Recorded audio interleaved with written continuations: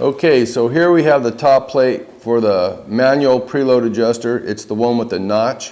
I like to put the plate on where the notch lines up and then the eyelets are all lined up. Make a note of that position because it'll be important later when we change the part out. We're going to snug everything up, put her in the vise.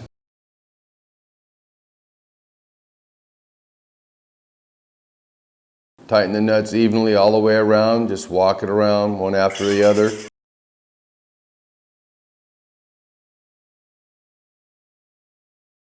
Alright, so we're going to speed up and get this spring compressed until we can see the lock nut underneath the shaft.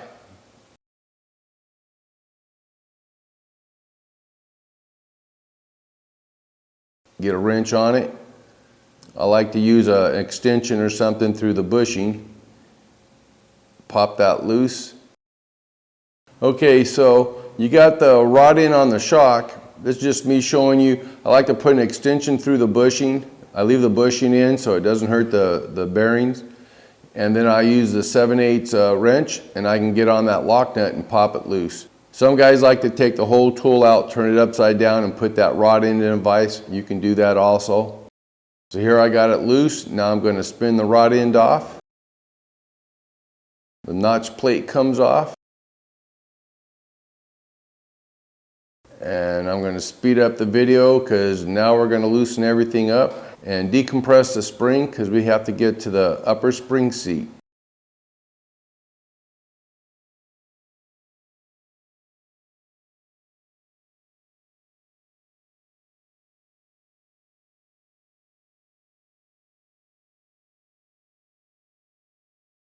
Okay, so here's the top plate.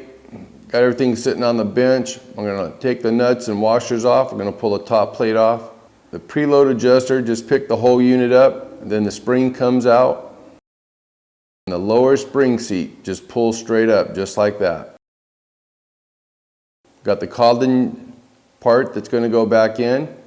So the flat side down, the step part goes up. Sometimes it's a little tight, you just got to wiggle it, but it'll drop down. Make sure it's seated against the spring clip on the bottom, and then the spring goes back in. Preload unit goes back on. Now you put the top plate back in with the notch.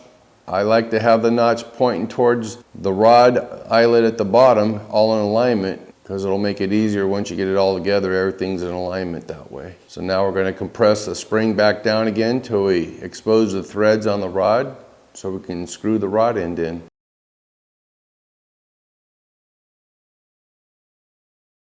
Okay, so I'm going to apply some Loctite.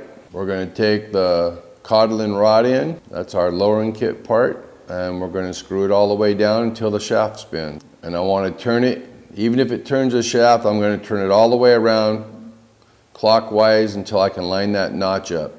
When that notch is lined up, the eyelets between the top mount and the lower mount should be in alignment. Now I got to be careful when I loosen it. I want to make sure that the tool doesn't get hung up on the Kodlin part. The lowering kit part actually fits inside the tool, so nothing binds as the tool is decompressing the spring.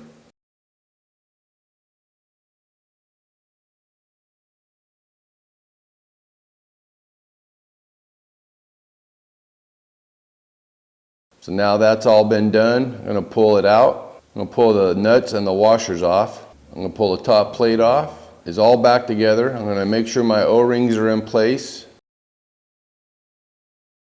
So I'm going to take the bushing out of the stock part.